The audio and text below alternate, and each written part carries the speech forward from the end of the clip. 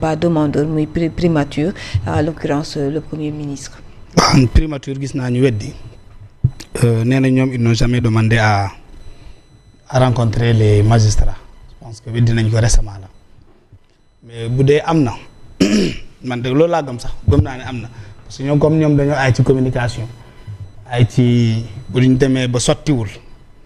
ñu def. parce que selon certaines informations. Oui. C'est le conseiller. D'ailleurs, l'article de l'AS que j'ai lu, ministre en fait. l'article de l'AS que j'ai lu, ça montre que quand même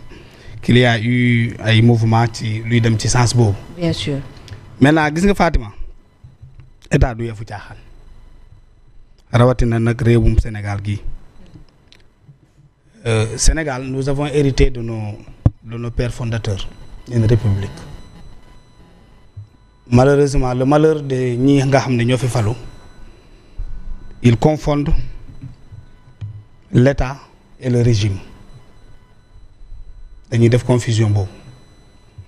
ils confondent le parti et le régime xaw ma ndax comprendre tant qu'ils ne mettent pas une ligne de démarcation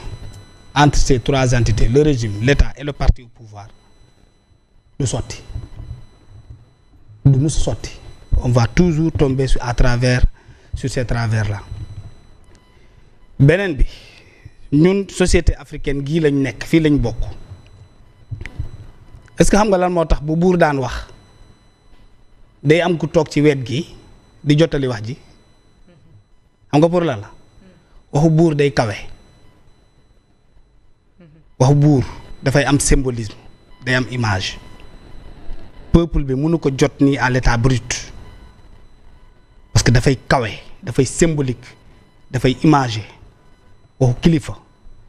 dafay am lu koy wadda moo tax ñu jël kenn koo xam ne il émane de la masse populaire dégg seen dialecte mën a wax ak ñoom mën a utiliser seen verbe mën a utiliser seen discours bu buur bi waxee lu kawe mu tekki ko jottali ko askan wi. Le malheur de nos gouvernants maintenant c'est qu'il y a plus de filtre dans ce qu'ils disent dañuy tëb rek wax rek sandi mu am effet yi muy créer nii. Vous imaginez un premier ministre qui parle qui s'adresse au peuple sénégalais il y a aucun conseiller à ses côtés c'est l'État techniciens yi dañoo war a toog ci wet gi xam nga pour lan la pour bu demee ba bloqué day gestu rek ñu gàgganti ko parce que buur dañ koy ñàkk dañ koy protéger physiquement mais dañ koy protéger même dans le verbe qu'il emploie loolu ñu manqué ci ñi falu nii premier ministre mooy toog waxal boppam pendant 2 heures de temps mais nit kese la il peut disjoncter à tout moment il peut avoir des trous noirs à tout moment parce que dafay sonn Ousmane Sonko dégg naa day liggéey ba 4 heures du matin il reste dans son bureau parfois ba 5 heures du matin tey source yu ko jege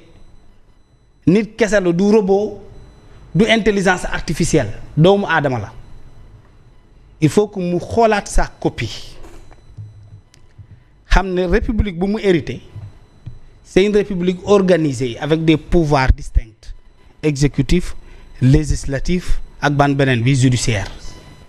te benn bu nekk moom moo war a góorgóorlu muy jouer la plénitude de son rôle bu ñu ko confier que la magistrature se fasse que l'exécutif existe et que le pouvoir judiciaire aussi s'épanouit loolu mooy dëgg bu décider ñu daje nag ñu daje et ça doit être des conjonctures exceptionnelles malheureusement dafa am lu ñuy traverser et c'est dangereux pour le pays ça doit alerter tout le monde c'est que amul kenn ku toog ci place am des fa da ngay jóge ci li nga moom dem dugg ci moomeelu jàmbur ba sori ci lool day andi conflit d'intérêt et ku conflit d'intérêt duggee rek c'est nous les Sénégalais le peuple qui vont en pâtir et on ne doit pas arriver à ce niveau-là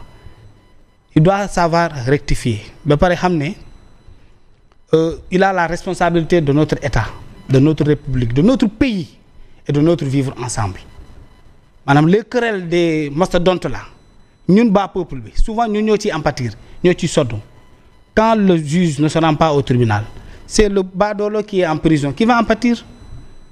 parce que waroon nañ ko atte bàyyi ko mu ñibbi ñu reporté ko et le mardi il y a tous les acteurs politiques qu'on a envoyé le mercredi on risque encore de reporter cela renvoyer ko ba beneen date parce que tout simplement les greffiers sont en grève. Qu'est-ce que cette déclaration-là peut entraîner comme conséquence lu ñu ci am qu'est-ce qui se prépare ku xam lu magistrat yi di waajal parce que y a eu un affront y a eu une offense au magistrat c'est vrai beneen bi c'est un aspect carrément politique te il faut que ñu créer cette maanaam ñu leeral ñu pourquoi quand c'est Ousmane Sonko qui parle qui attaque qui insulte qui injure lan moo tax là on lui reconnaît le poste ou la stature du chef de parti tout de suite dañ ko koy nangul ñoom ñëpp dañuy génn jël premier ministre ba lax ko fa leen bu ko fu sori du feeñ mais dañ naan non c'est le responsable de Pastef qui parle l'acteur politique moom waxal na ko boppam nee na man je sais la limite entre le leader de parti politique le citoyen tout court et le premier ministre moom xam na ko buy wax et voilà tu as compris léegi par contre quand c'est un Kandé qui l'attaque c'est un président Bougane Gueye Dany qui dit des chiffres on lui dit fan nga jëlee chiffres yi la moo tax ngay weddi premier ministre bi waxuñu la moo tax ngay weddi le chef de parti ou le citoyen lambda pourquoi maintenant c'est un autre Madiambal Diagne quand il attaque ou il dit des choses peut-être qui ne plaisent pas on ne lui dit pas on ne lui pose pas la question à savoir yow ki nga doon attaqué kan la ndax leader parti politique bi la wala premier ministre bi la tant que dugguñu ci yooyu day am déséquilibre d'appréciation et ce ne serait pas normal. C'est le premier ministre qui doit à un moment donné rester dans la peau du premier ministre pendant un bon bout de temps parce que yàqalu ko liggéeyam yenn déclaration yi maa ngi gis suba la conférence de presse des cadres de Gëm Sa Bopp n'est-ce pas bu ñuy amal suba on a dit cadre donc il y a beaucoup de choses qu'ils vont dire certainement waxu président Bougane Gueye Dany la mais bu tolloo moom fu muy waxee du invité cadre yi am na yu bëri yoo xam ne Ousmane Sonko war na ko mën a wax na ko délégué parce que je pense que ça son parti à des gens qui peuvent vous dire. Très bien, c'est important. may profité di nuyu waale suñu gars yi parce que kenn tudd leen tey. ay club bi tudd nga leen gars yi. yow da ngaa tardé club boobu waaw club bi ñoom Jibi Ndiaye vraiment. yow da ngaa tardé nee naa la ñoom ñëpp tous les détenus politiques. on ne peut pas faire une émission ici sans pour autant les dire bonjour. noonu mënul nekk ci lañ bokk parce que ñun ak ñoom ñoo far. mais Fatima dama bëggoon wax ne gis nga loolu yëpp li ko andi aussi mooy amalgame bi nga xamante ne mi ngi am. moo tax gis nga suñu texte yi dama gëm ne dañ ko war a defaraat suñu texte yi maanaam li nga xamante mooy lépp lu jëm si wàllum vie politique bi ñuy dund langue politique bi texte yi dañ ko war a defaraat parce que moo tax surtout wàllum yoon aussi ak yu bëri assises yi ñu doon yàgg wax di ko plaider yoon la woon que ñu amoon ay nit de bonne foi de bonne intention ñu génn ay li nga xam mooy assises yi li mu joxe si ay résultats ñu mën ko. le président de la République. voilà mais doo xam parfois président bu ñëw lu tax muy yeexal yenn yi parce que yéen président Macky Sall li ñu ko doon toppee bokkoon na si dossiers yu bëri ñëwoon si loxo mu ne moo teg si coom-coom xam nga on se rappelle sax li nga xamante ne aussi mooy plan décennal inondation yi Macky Sall dem na ba bàyyi musu ko topp ba si biir ak yeneen mais bii xam nga li si am solo mooy peut-être que assises yi mën nañu ko leeral parce que président tey li gën a doy waar mooy man dama gëm ne si la ma gëm président boo xasee ba falu nekk chef de l'État dafa war a génn si parti bi pour mën a oyof